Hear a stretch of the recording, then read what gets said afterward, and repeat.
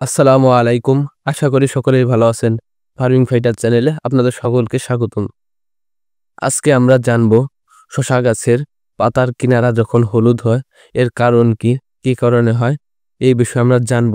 শসা গাছের পাতার কিনারা যখন হলুদ হয় এখানে বোঝার 3টি বিষয় রয়েছে। এক হলো ম্যাগনেসিয়ামের অভাব, দ্বিতীয় হলো পটাশিয়ামের অভাব, আর 3 নম্বর হলো ছত্রাকের কারণ। এই পাতাটি হলুদ হয়েছে পটাশিয়ামের অভাবে। কারণ এখানে দেখুন পাতার এই যে কিনারাটি ছোট্ট একটি অংশ, যদিও দেখানো কষ্ট, এই কিনারাটা হলুদ হয়ে গেছে। এটা আর কিছুদিন পরে ভিতরের দিকে চলে আসবে। এরপরে আস্তে আস্তে এইখানটা শুকিয়ে যাবে।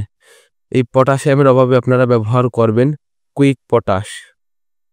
এই কুইক পটাশ এসিআই কোম্পানির প্রতি লিটার পানিতে 3 গ্রাম হারে ব্যবহার করবেন।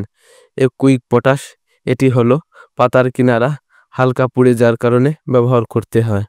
এবার আমরা আসি আরেকটি লক্ষণ, সেটি হলো ম্যাগনেসিয়ামের অভাব। সেটি আমরা কিভাবে বুঝবো?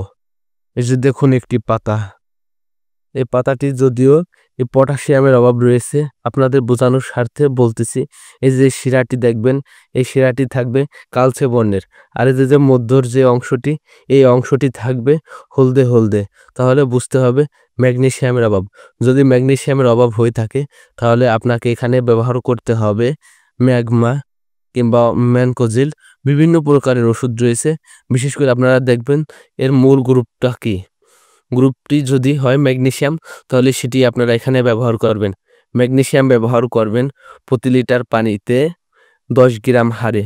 এবার আরেকটি কারণ আমরা জানার চেষ্টা করি, সেটি হলো ছত্রাক।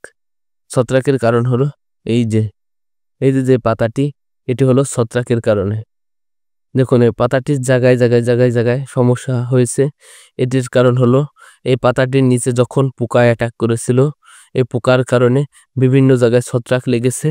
এজন্য আপনারা এখানে ব্যবহার করবেন ম্যানকোজেব গ্রুপের যে কোনো ছত্রাকনাশক প্রতি লিটার পানিতে 2 গ্রাম হারে।